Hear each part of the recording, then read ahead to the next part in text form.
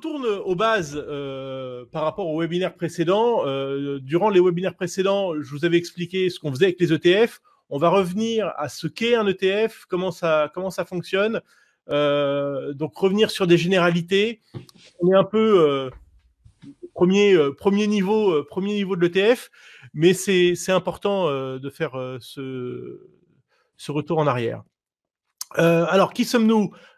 Pragmagest, société de conseil en investissement, donc spécialisée dans la location d'actifs à base d'ETF, essentiellement deux marques, ETF Finance, dans lesquelles on fabrique les allocations qu'on vend par abonnement, souvent à des sociétés de gestion ou des institutionnels, également à quelques particuliers ou quelques conseillers financiers, mais les conseillers financiers en général travaillent avec nous plutôt en mode de délégation ou de conseil directement avec leurs clients. Donc on est en triptyque. On a créé également conseilleretf.fr qui a vocation à répertorier les conseillers financiers qui travaillent avec nous de manière à ce que à leur donner de la visibilité et à ce que les clients finaux puissent trouver les conseillers financiers, donc avec une valeur ajoutée au niveau patrimonial, mais qui sont en mesure de leur proposer une offre sérieuse en ETF. Alors, je voudrais commencer avec quelque chose de très simple. Rappelez qu'un ETF, c'est un OPCVM. Alors évidemment, je mets de côté tous les ETF côté, enfin qui sont pas UCITS. Là, on est vraiment dans l'univers européen UCITS. C'est un OPCVM, donc il y a une liste d'actifs admissibles et donc il y a des actifs qui sont pas admissibles. Il y a une diversification qui est imposée comme à tous les OPCVM, une ségrégation des actifs. Donc il y a une banque dépositaire qui conserve les actifs. Peut être éligible à l'assurance vie ou au PEA, doit publier des reportings, un DC, un rapport annuel, et on l'oublie aussi souvent parce que à notre échelle, ça n'a pas encore un grand intérêt, c'est de souscrire à la NAV. Parce que un ETF est coté en bourse, et donc en général s'achète en bourse. Bon, peut-être que j'aurai la question quel intérêt d'acheter à la NAV, j'y répondrai, mais là c'est peut-être un peu tôt pour le dire. Donc c'est un OPCVM auquel on va demander trois choses en plus. C'est de suivre un indice qui est forcément publié, transparent, dont on connaît la composition, valorisé en temps réel, et donc un processus de transaction proche de celui des actions. La couverture des ETF, c'est à peu près tout ce qui est coté. Je ne sais pas si ce chart est exhaustif, mais en tout cas, voilà, tout ce qui est coté. Donc, il n'y a pas d'ETF sur, je sais pas, sur les marchés de l'art, sur la température en Afrique, mais voilà, mais on trouve des choses. Alors, je fais un petit zoom sur cette partie en bas à gauche, le Smart Beta. Parce que il y a deux types d'indices un peu à suivre. Il y a les indices, on va dire, classiques ou historiques, qui sont des indices pondérés par la capitalisation en général. Donc on va dire qu'il n'y a pas particulièrement d'intelligence dans ces indices-là, qui sont néanmoins révisés régulièrement.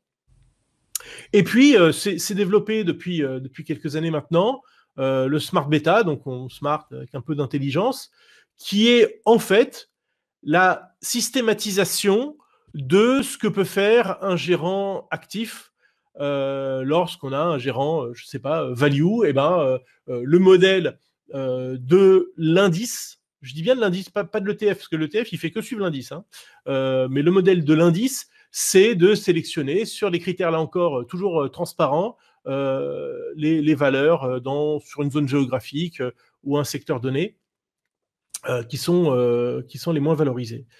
Sur les dividendes, sur la basse volatilité, minimum variance, les Q-pondération, momentum et multifacteurs, où en fait, il y a des modèles qui s'amusent à arbitrer entre tout ce qu'on appelle ces facteurs de risque. Un petit commentaire sur les commodities. On n'a pas d'ETF, ça n'existe pas un ETF sur une seule commodity, parce que, comme j'ai dit tout à l'heure, il y a une diversification à respecter, et donc forcément, si vous avez une seule commodité, il n'y a pas de diversification. On en trouve non UCITS, mais dans l'univers UCITS avec le tampon de l'AMF, non, ça n'existe pas. À ce propos, alors on appelle ETF également tracker. Alors, quelle est la différence entre un ETF et un tracker? En fait, alors ETF, Exchange Traded Fund, ça nous dit pas que c'est indiciel. Tracker, il y a cette notion de suivi et donc d'indice. Donc, quelque part, quand vous achetez un ETF, vous achetez un ETF qui traque un indice. Donc, c'est un peu le mélange des deux noms. Historiquement, ETF, c'était le nom américain. Tracker, qui sonne vraiment très français, a été inventé par Euronext en 2000 quand les ETF ont débarqué en Europe. Et donc finalement, c'est un peu ces deux notions-là. Alors attention, il y a des choses qui peuvent s'appeler trackers, qui suivent un indice, mais qui n'ont pas une structure juridique de fond, une structure protectrice de fond. Je pense aux ETC, par exemple, Exchange Traded Commodities, qui ont une structure d'obligation perpétuelle, mais qui ne sont pas des fonds, mais qui traquent un indice ou une matière première. Un des attraits des ETF sont les frais. On verra d'ailleurs tout à l'heure l'ensemble des attraits des ETF. En moyenne, c'est 0,25%. Il y a une pression sur les frais qui est terrible, puisqu'on était il y a 2-3 ans à une moyenne de 0,30. On passe à 0,25. Il faut bien voir que les investisseurs, à tort ou à raison, parfois quand même à tort, vont sur les ETF les moins chers. Et on a maintenant des ETF, alors ça a défrayé la chronique, c'était un peu un coup marketing de la part d'un nouvel entrant dans l'univers des ETF qui s'appelle Salt et qui a fait un ETF avec des frais de gestion négatifs. C'est-à-dire que vous êtes payé pour investir. C'est juste incroyable, c'est juste un autre monde. C'était limité dans le temps, c'était limité, je crois, jusqu'à 5 millions, les premiers 5 millions investis. Mais voilà ce qu'on est capable de faire. Là encore, je répondrai à des questions si vous avez des questions là-dessus. Mais en tout cas, maintenant, tous les grands gérants d'ETF ont une gamme qu'ils appellent souvent core d'ETF sur les grands indices avec des frais de gestion inférieurs à 0,10%. 0,10%. Je vous rappelle, sur un OPCVM classique, on est autour de 2. Donc, c'est le jour et la nuit. Le gérant actif doit vraiment s'activer pour rattraper quasiment 2% d'écart tous les ans. Alors, pour bien comprendre ce qu'est un ETF, je voudrais remonter le temps avec vous et voir un peu l'idée qui a fourmillé dans l'esprit des gens qui ont créé les ETF. Et les ETF sont souvent rapprochés d'un monsieur qui est décédé il y a 1 an, qui s'appelle John Bogle, qui était le fondateur de Vanguard. Et en fait, les deux se sont rapprochés, ETF, John Bogle, dans l'esprit des gens. Et en réalité, Bogle était contre les ETF. Bogle, alors, initialement, a commencé sa carrière dans la gestion active. Il a rencontré, il a généré des performances qui étaient très mauvaises. Au début des années 70, crise du pétrole, etc., etc. Et il a dû partir de la société de gestion. Et finalement, il crée le premier fonds indiciel pour la caisse de retraite de Samsonite au début des années 70. Après, il crée Vanguard et le premier fonds indiciel ouvert. Et la gestion indicielle se développe gentiment pendant près de 20 ans. Et début des années 90, il est approché par un monsieur qui s'appelle Nathan Most, qui lui dit la gestion indicielle, c'est formidable, mais faudrait la coter en bourse parce que ça permettrait aux investisseurs de rentrer et de sortir.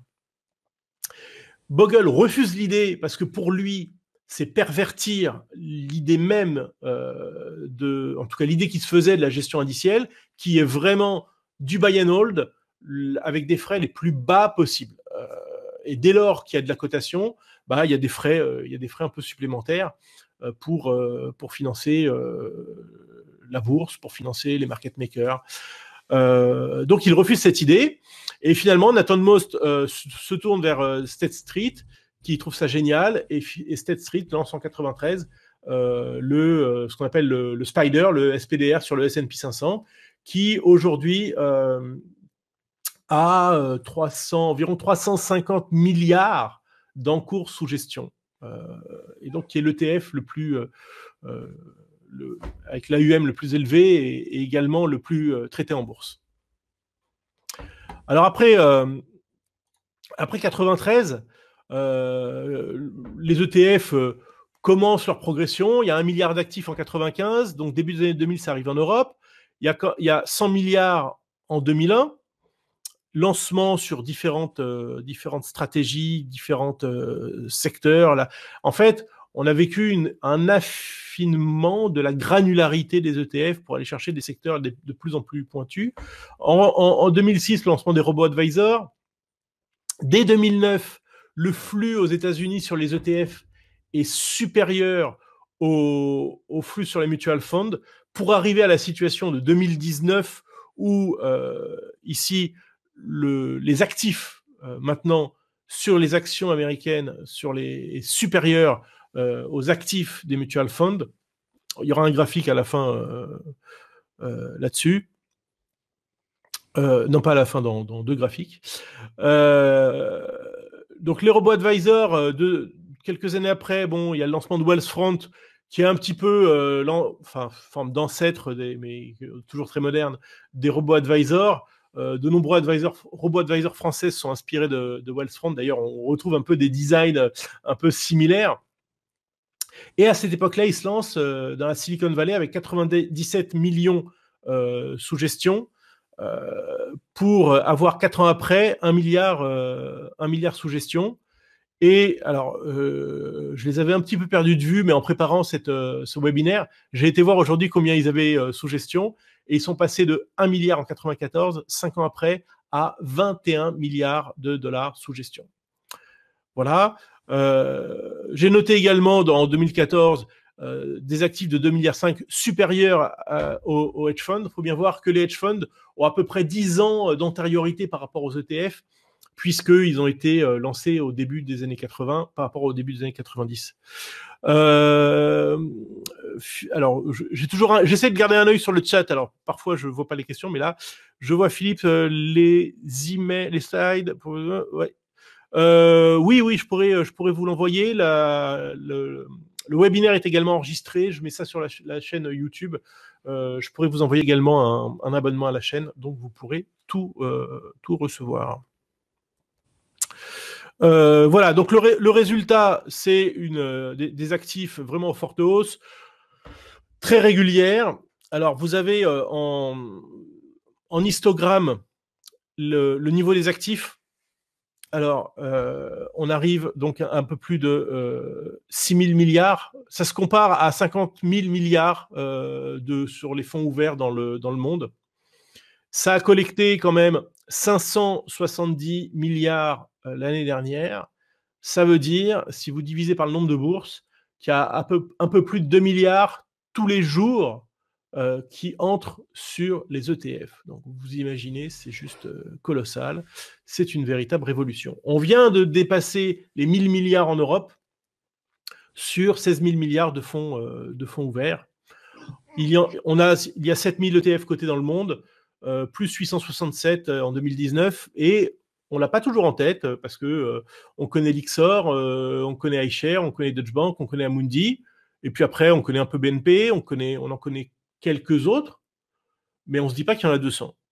Alors, il faut pas forcément travailler avec les 200. En tout cas, nous, on screen l'ensemble des ETF, des 7000 ETF, et parfois on va aller chercher. Par exemple, très récemment, là, dans la baisse des marchés, on a acheté un ETF sur les valeurs chinoises qui travaillent autour de l'Internet.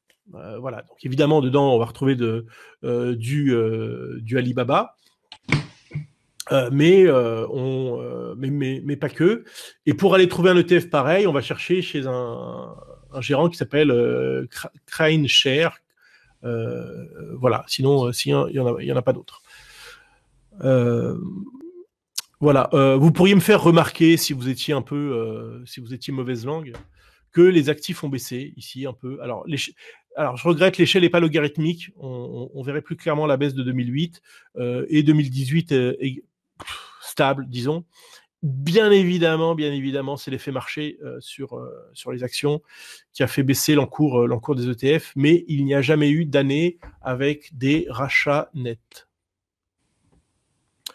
La preuve sur ce graphique, la place des ETF dans le monde. Là, on est aux États-Unis. Je trouve que c'est un graphique qui devrait empêcher de dormir les gérants actifs, puisque en 10 ans, il y a eu à peu près 1300 milliards de dollars de rachats sur les mutual funds de gestion active, et à peu près autant sur la gestion indicielle, que ce soit d'ailleurs en format ETF ou en format OPCVM.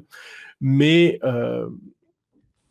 c'est quelque chose qui s'est pas vu tellement parce qu'évidemment, depuis 2009, les marchés américains ont été multipliés par 3 à peu près. Mais voilà, c'est quand même assez violent. Pourquoi ce succès? Il est de 3 ordres essentiellement. Les frais, on en a parlé. La facilité d'utilisation, évidemment, quand vous avez la possibilité d'acheter à court connu votre actif, votre véhicule d'investissement, pourquoi s'en priver? Je trouve juste que d'acheter à court inconnu un OPCVM est juste obsolète. J'ai souvent la réponse que oui, quand on achète pour le très long terme, c'est pas grave si on gère pas le timing. Pourquoi pas? Je sais pas ce que c'est le très long terme, mais quand on a des écarts entre le plus haut et le plus bas de l'ordre de, je sais pas, 2-3%, 3%, c'est peut-être la performance annualisée d'un marché d'action, voilà, la moitié, pardon, de la performance annualisée qui est autour de 7, en tout cas en Europe, un peu plus aux États-Unis. Donc pourquoi je vais laisser ce hasard, même si je peux aggraver la situation en choisissant le timing, j'ai pas envie de la jouer à pile ou face. Et il faut le dire, donc la déception de la gestion active. Bon, c'est pas l'objet de faire le match gestion active, gestion passive, qui est un match passionnant, mais vous savez bien que c'est 80% en moyenne des OPCVM qui font moins que l'indice de référence, et surtout qu'il n'y a aucune stabilité dans les fonds qui surperforment. Ce ne sont pas les mêmes. Alors évidemment, vous aurez sans doute, si vous êtes sélectionneur de fonds, en tête quelques fonds qui se distinguent depuis plusieurs années. Oui, effectivement. Moi, je parle d'un point de vue statistique, et statistiquement, hélas, ça ne marche pas. Et surtout, je ne connais pas de méthode pour trouver régulièrement, même pas tous les ans, mais suffisamment régulièrement, les 20% surperformants. Si vous connaissez, vous avez mes coordonnées, écrivez-moi, on en parlera, je serai intéressé. Au-delà de ces 3 raisons majeures de la plupart des investisseurs, moi, il y a une raison pour nous, en tant que vraiment fabricant haut de gamme d'allocation, qui est d'aller chercher des secteurs d'activité. J'ai parlé de l'Internet chinois. Effectivement, l'ETF ouvre le champ des possibles. Je ne suis pas sûr qu'on trouve en Europe un OPCVM sur l'Internet chinois. C'est trop pointu pour faire de la gestion active classique. Et finalement, je ne sais pas, peut-être que vous le savez d'ailleurs, donc je vous pose la question, combien il y a d'OPCVM aujourd'hui, ou même accessibles sur le marché français, mais c'est sans doute 10 fois plus que le nombre d'ETF accessibles en Europe. Eh bien, avec 1/10 de véhicules financiers, vous faites bien plus de choses qu'avec l'ensemble des OPCVM. Alors, j'ai une question de Nabil. Pourquoi parle-t-on de gestion passive? Là, vous ouvrez une porte qui est sur un grand débat, mais on va dire, pour répondre simplement, comme il y a une systématisation de la gestion, le gérant ne faisant que suivre un indice, alors on vous dit qu'il est passif. En réalité, l'indice lui-même n'est pas passif, puisqu'il y a des mouvements. Et puis le gérant, derrière, il n'est pas si passif non plus, parce qu'il a du boulot. Par exemple, comment gère-t-il les dividendes? Il y a des vrais choix à faire. Mais c'est vrai, il est passif vis-à-vis du choix des valeurs. Les choix des valeurs lui sont imposés par le contenu de l'indice. Je ne sais pas si j'ai répondu à votre question. Je continue sur le choix de l'ETF.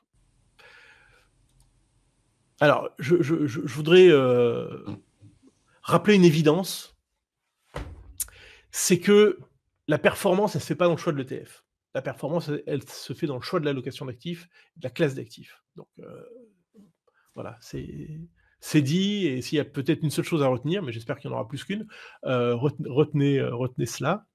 Ensuite, c'est sélectionner l'indice. Est-ce que, je ne sais pas, je veux investir sur le marché français, est-ce que je choisis le CAC 40 ou le MSCI France? Voilà, par exemple. Ensuite, il faut trouver le bon ETF. On en parlera évidemment juste après. Je l'achète sur quelle bourse? Les bourses en Europe sont très morcelées. Vous avez un ETF avec un code ISIN coté sur 4 ou 5 places. Essentiellement, les places les plus actives au niveau des ETF, c'est Londres, en premier peut-être, l'Allemagne, Euronext, l'Italie. Il y a beaucoup de particuliers qui traitent les ETF en bourse en Italie.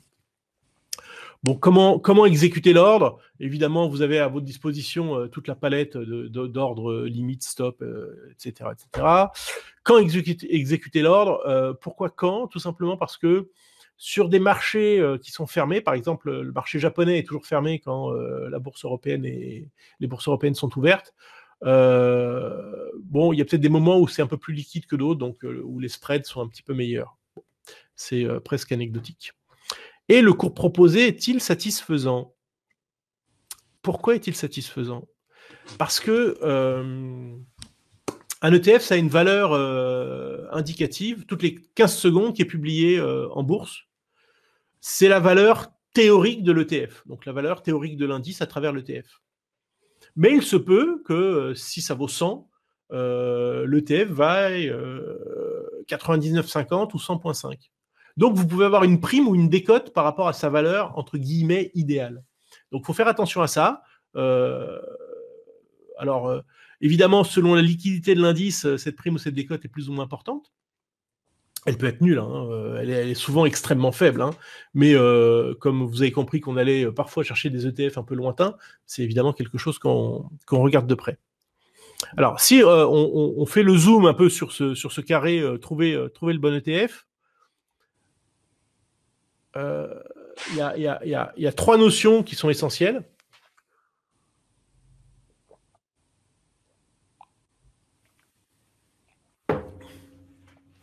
C'est la tracking différence, la tracking erreur et la liquidité. Alors, comme hélas, pardonnez-moi, je connais pas. Enfin, je vous connais certains, je vous connais, mais je sais pas forcément si c'est des notions qui vous parlent. Est-ce que vous voulez que je vous explique ce que sont ces 3 notions? S'il y en a juste un qui dit oui, alors j'y vais. Bon, Pascal en premier. Alors, 2. Alors, 2, il faut que j'y aille. Alors, je prends ma casquette d'artiste pour vous expliquer ça. Vous allez voir, ça va être juste fabuleux.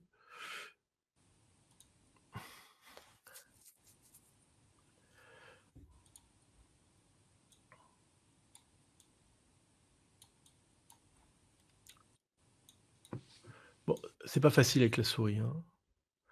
Alors, hop, ça c'est un merveilleux indice, vous avez reconnu. Allez, on va prendre une autre couleur pour l'ETF.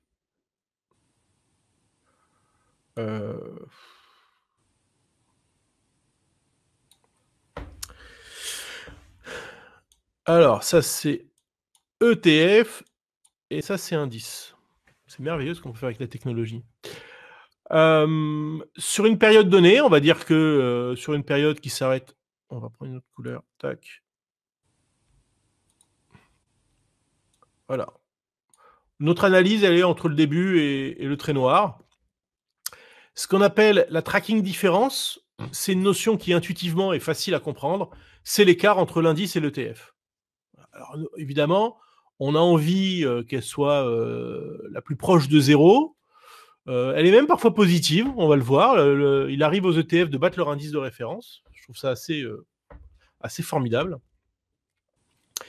Et donc ça, c'est la tracking différence.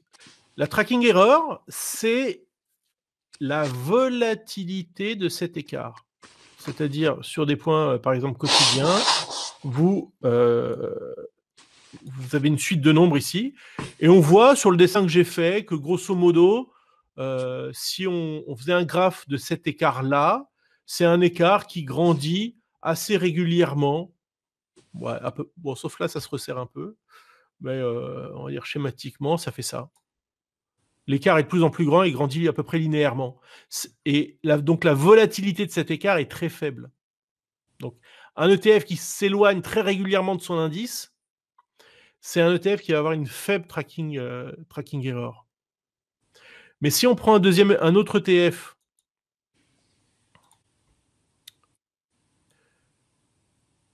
qui fait ça par rapport à son indice, alors surtout sur la période ici, bah, ça devient positif, négatif. Bon, dans la vraie vie, ça n'existe pas souvent, hein, mais bon, là, on est sur une partie théorique. Donc là, dans ce cas-là, effectivement, la tracking error va être élevée, mais à l'arrivée, la tracking différence, elle est quasiment nulle. Voilà, voilà, voilà. Est-ce que ça va? Est-ce que c'est clair?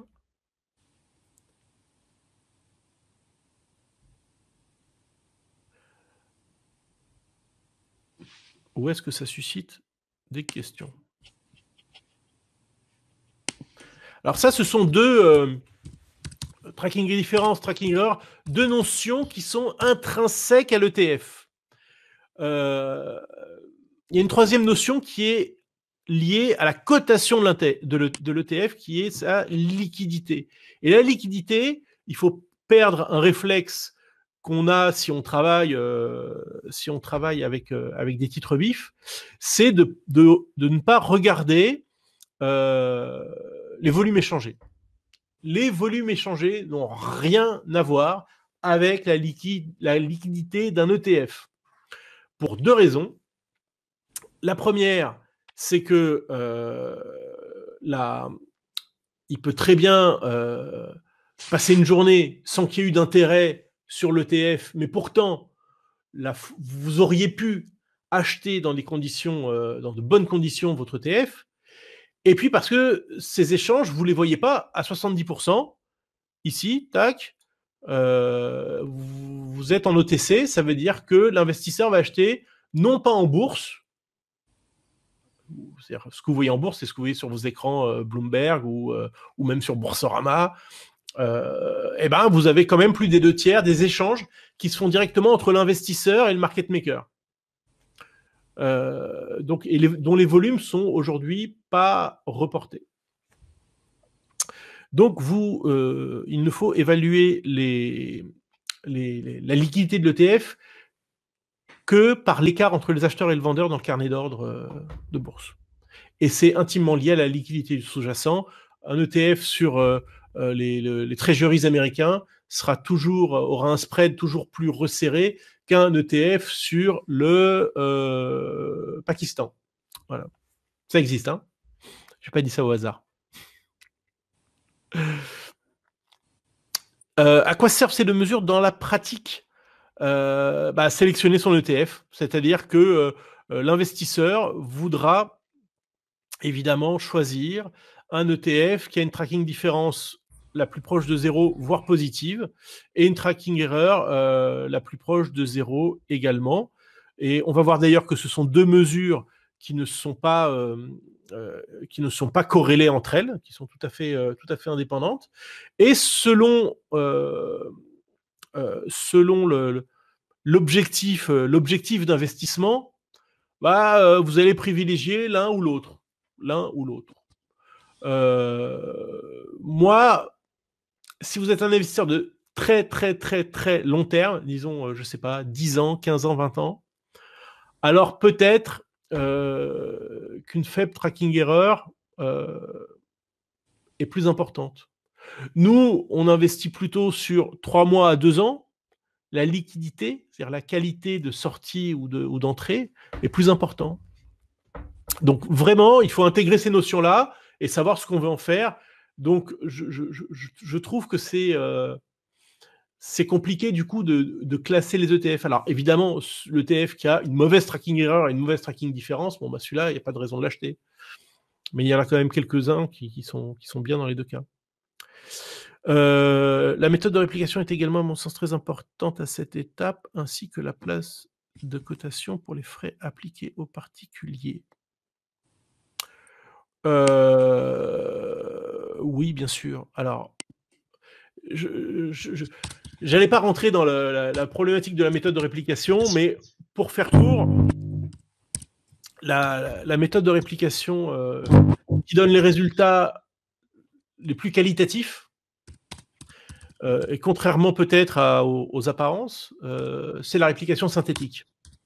Parce que c'est plus pur de se faire livrer l'indice sans les frottements qu'il y a à l'intérieur de l'indice, plutôt que de le faire soi-même. Donc, le synthétique a le meilleur résultat. Ensuite, le bon moment, c'est quand la place de cotation est ouverte. C'est-à-dire que, en général, sur le marché américain, il vaut mieux traiter l'après-midi à partir de 14h, disons, 14-15h, plutôt qu'à l'ouverture du marché parisien à 9h. Est-ce que j'ai un exemple de mauvais tracking error? Oui, mais je n'ai pas mis les noms. Comment ça vous... Alors, donc, pour répondre à Pascal, on a un chart juste après, donc, sur les tracking errors. Comment savoir une réplication physique ou synthétique? Vous allez sur le site de l'émetteur, vous avez le mode de réplication. Il n'y a aucune cachotterie, aucune. Alors, qu'est-ce qui peut impacter cette tracking différence ou cette tracking error? Alors, évidemment, les frais de gestion. Plus vous avez... Parce que en toute logique, je ne sais pas s'il y a encore mon tableau blanc. Oh, super. En toute logique, cet écart-là entre l'indice et l'ETF, ce sont les frais de gestion. Voilà. Alors, il peut y avoir un peu de bruit par ailleurs, mais c'est essentiellement les frais de gestion. Donc, c'est pour ça aussi que les frais de gestion... les frais de gestion sont un élément de décision qui est important pour beaucoup d'investisseurs. Moi, je trouve qu'il suffit de regarder la performance et l'écart à l'indice, puisque vous avez et les frais de gestion dedans et le bruit de réplication. Alors évidemment, ces frais de gestion peuvent être rattrapés. Je crois que c'est noté ici. Ici, l'ETF en réplication physique peut faire du prêt de titre, donc améliorer la performance du fonds et même donc rattraper les frais de gestion et même aller au-delà de l'indice, puisqu'on voit... Alors non, je suis désolé, c'est pas très lisible là, mais croyez-moi sur parole, ici vous êtes à 0,30 et ici vous êtes à 0,70. Donc déjà, et ça c'est la tracking différence, donc l'écart de l'ETF à l'indice. Et donc ce qui est assez notable, c'est qu'entre la plus mauvaise tracking différence, qui est quand même, donc je rappelle, positive, ici, et le meilleur ETF, vous avez quand même 40 points de base. Donc, ces 40 points de base, si on arrive à bien choisir l'ETF, autant les prendre pour nous et pour les clients. Évidemment, donc je rappelle, la question c'était, là c'est sur l'Eurostoxx 50, hein, pardonnez-moi, je ne l'ai pas mis dans le titre, sur l'Eurostoxx 50, la question était de savoir aussi si l'Eurostoxx 50 pendant la période n'a pas perdu de 20%, parce que si vous avez fait, au lieu des moins 20, 19, 70, c'est moins bien que moins 19, 30, mais il valait mieux rester en cash. Donc voilà, les coûts de transaction également, forcément, le gérant de l'ETF paye un peu de coûts de transaction, donc ça a un impact. Le rebalancement des indices, qui est un moment un peu critique pour les gérants d'ETF. Et puis les détachements de coupons, parce que évidemment, les valeurs au sein de l'ETF ne détachent pas leurs coupons à tout moment. Et en revanche, l'ETF, lui, détache les coupons. Alors aux États-Unis, c'est tous les trimestres. En Europe, c'est souvent tous les ans ou tous les semestres. En cas de krach boursier, possède-t-on les actions qui intègrent l'ETF et celui-ci ne va-t-il pas amplifier la chute? Non, amplifier la chute, non, pas du tout. Est-ce que vous possédez les actions? En fait, vous possédez l'ETF. Ça serait, imaginons que l'ETF, la société de gestion de l'ETF dépose le bilan. Oui, vous vous retrouveriez avec les actions qui sont dans l'ETF, ou si le dépositaire déposait le bilan, mais ce qui n'est juste jamais arrivé. Alors, pré-titre, c'est un peu c'est un peu complexe. En quelques mots, quand un gérant est en réplication physique, il détient donc les titres, il a un stock qui est forcément ultra stable et il peut améliorer la rémunération en prêtant les titres à des intermédiaires qui, eux, veulent le shorter. Il reçoit en contrepartie souvent des actifs très sécurisants, très liquides, et souvent cette contrepartie s'appelle un collatéral, et souvent le collatéral représente plus que le montant prêté. On est souvent à 105, 110, 120%. Voilà, mais on pourra en reparler, on pourra faire évidemment des one-to-one avec plaisir, hein, si vous voulez qu'on approfondisse tel ou tel sujet. Un dernier slide sur l'atout des ETF par rapport aux OPCVM. Je ne parle pas de gestion active, hein, c'est un autre débat, ça, gestion active, gestion passive. Alors, on parle de la liquidité, j'ai parlé un peu de cours connus. Là, j'ai fait un petit focus sur ce qui s'est passé au mois de janvier, et ce qui se passe d'ailleurs tous les mois de janvier, puisque c'est le nouvel an chinois. Et vous avez donc l'indice chinois, ici en noir, qui arrête de côté, ici, autour du 21 janvier. Et le PCVM, comme il ne connaît pas la valeur de l'indice, eh ben, il ne s'est pas valorisé, ses actifs, donc il arrête de côté lui aussi, donc vous ne pouvez pas opérer.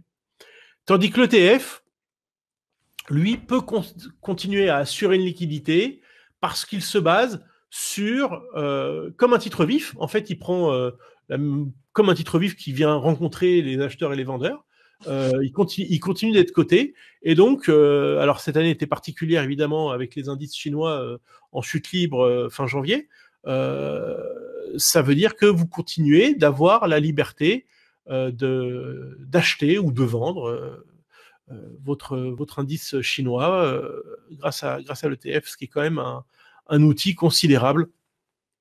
Et ce qui me faisait dire cette blague de très mauvais coup, c'est que quand vous êtes dans un OPCVM sur le marché chinois, vous êtes comme un habitant de Wuhan, vous souffrez, vous ne pouvez pas sortir. Voilà, on est vendredi, donc je me suis permis. Voilà, bah écoutez, je veux bien qu'on échange maintenant, qu'on poursuive les questions-réponses pendant quelques minutes. J'y répondrai avec grand plaisir.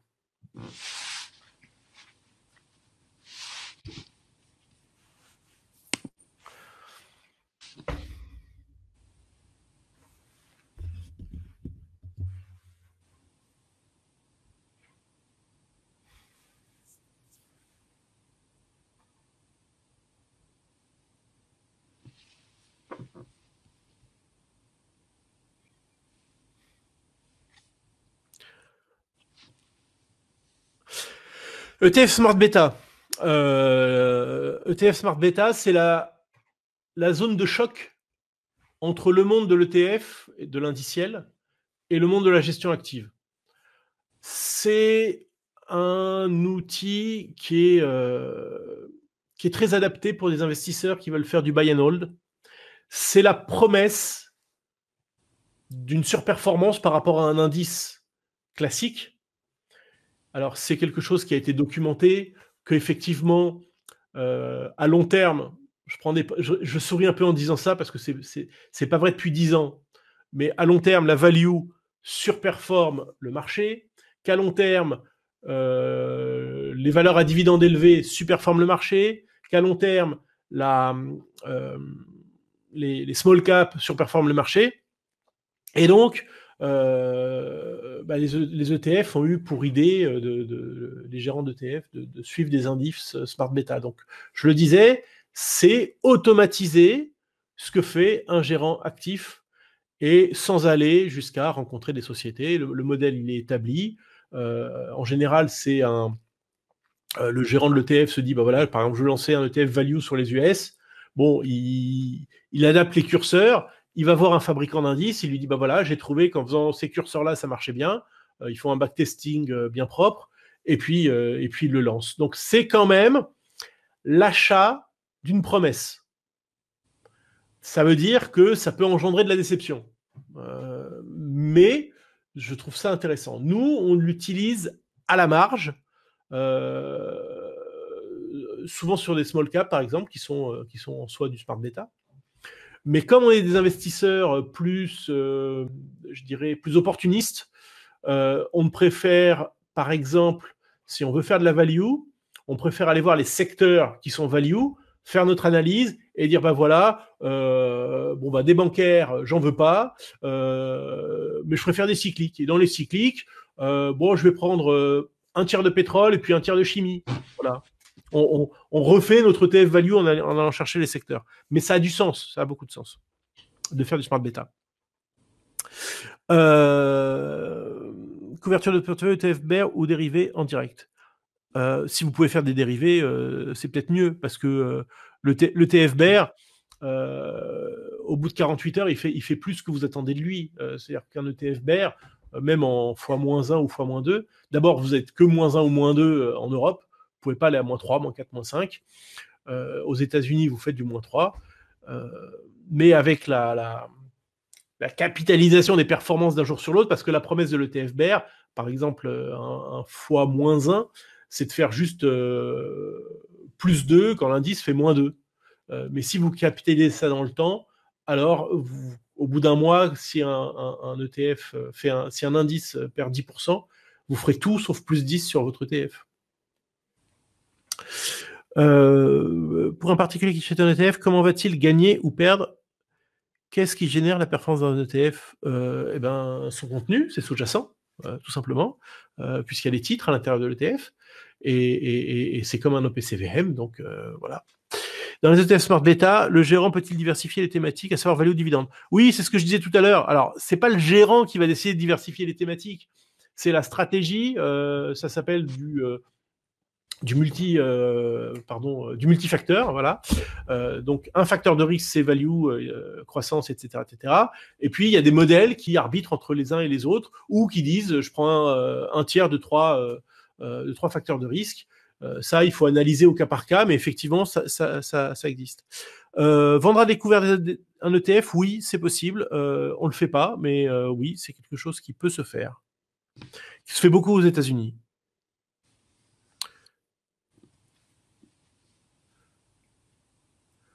C'est bien, alors c'est merveilleux cet outil parce que je vois les gens qui tapotent, comme ça je sais si les questions viennent ou pas. On n'attend pas tous dans le vide la question. Sur quelle plateforme peut-on suivre les graphiques des ETF en général et des vôtres en particulier, Pro Realtime, etc.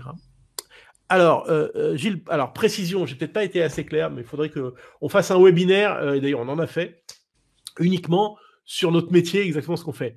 Nous, on n'est pas fabricant d'ETF, on est juste utilisateur d'ETF. Et en fait, les ETF sont des briques, et nous, on est maçons, on fabrique des murs et des maisons. Voilà. Et donc, nos allocations, le résultat, donc ces maisons sont visitables sur notre site. Je devrais être en mesure de vous le taper.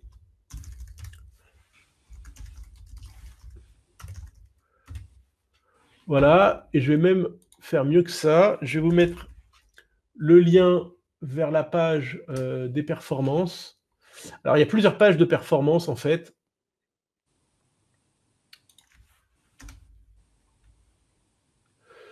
Il y a un truc que j'aime bien, c'est les performances en direct de l'allocation. Voilà. Et puis, vous avez un tableau de performance qui est mis à jour tous les mois. Donc, le premier est en direct.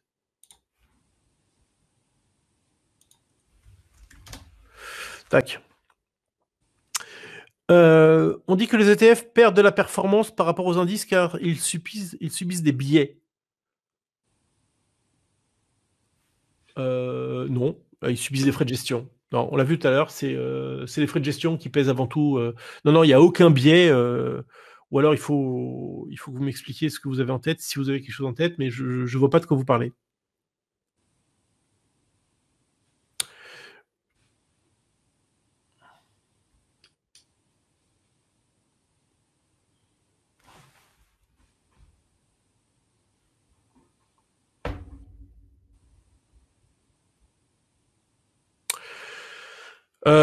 Alors, on a 18 allocations. Alors, la question, c'est Oui, mais alors je ne sais pas si vous voyez le chat en fait. Hein. C'est pour ça que je répète les questions, mais peut-être que vous les voyez sur la macro. En fait, on estime qu'il n'y a pas une méthode qui est meilleure qu'une autre. Donc, on s'est dit qu'on allait construire des allocations aussi avec différentes méthodes. Et on a un certain nombre d'allocations, oui, qui font une gestion discrétionnaire, on va dire, un peu à l'ancienne, mais qui marchent. Souvent, pas toujours, mais qui marchent souvent. Et donc, ils font alors pas du top-down, parce qu'on va pas chercher la valeur, mais je ne sais pas si l'expression top-middle existe, mais on peut la lancer. Voilà, on fait du top-middle, donc macro jusqu'à la sélection de l'ETF.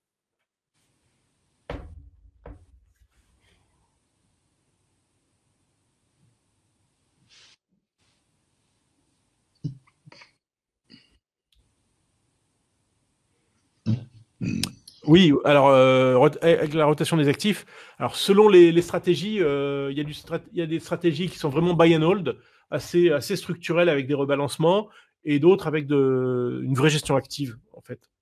En fait, notre ADN, c'est de la gestion active de produits passifs. Mais on a quand même des allocations buy and hold.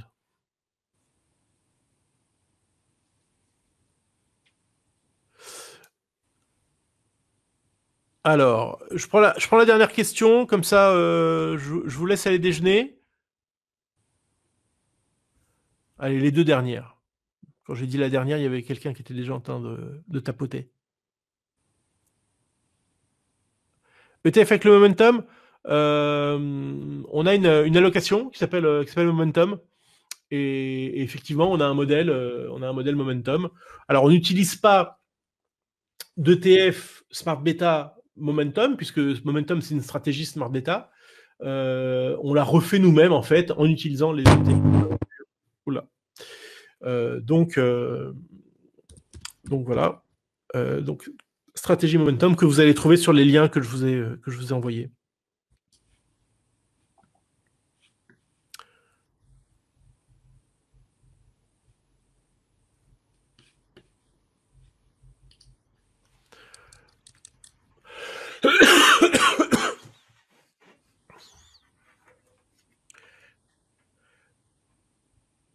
Je prends les dernières. Je vous mets, mais vous l'avez sans doute, hein, les coordonnées du bureau. Si vous voulez poursuivre, cet après-midi, j'ai un peu de temps. Si vous voulez poursuivre la discussion, ça sera avec plaisir.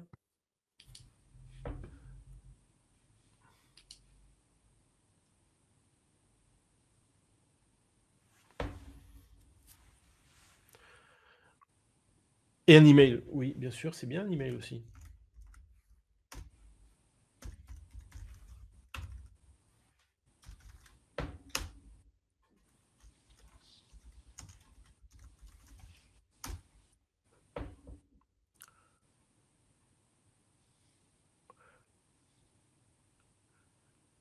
Allez, la dernière question. Un ETF pour un couvert du risque de change hors physique, sans minière, non exposé equity. En UCITS, ça n'existe pas. Donc, vous ne pouvez pas avoir un ETF sur l'or physique. En produit indiciel, donc tracker, ETC,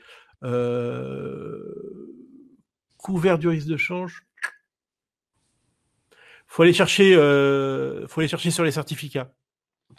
Vous allez en trouver à la SG, je pense, en format certificat. Je suis à peu près sûr. Mais comme c'est un univers sur lequel nous, on ne veut pas aller pour différentes raisons, en particulier que la liquidité n'est pas assurée par des établissements indépendants de l'émetteur, on veut pas y aller. Voilà. Merci. Vous avez tout le nécessaire. J'espère que ça vous a intéressé. Moi, j'adore ces webinaires. Les outils informatiques sont top. Mais rien ne remplace la relation en direct. Donc, appelez-nous. On poursuivra ces échanges. On verra comment on peut implémenter nos stratégies dans votre portefeuille ou comment vous aider à le faire, seul. Et je vous souhaite bon appétit et très bon week-end. Ciao. Rendez-vous au prochain webinaire. On va essayer de prendre un petit rythme comme ça, une fois toutes les 2 semaines. Je pense que c'est assez sympa. Donc, you are welcome. Ciao, ciao, à bientôt.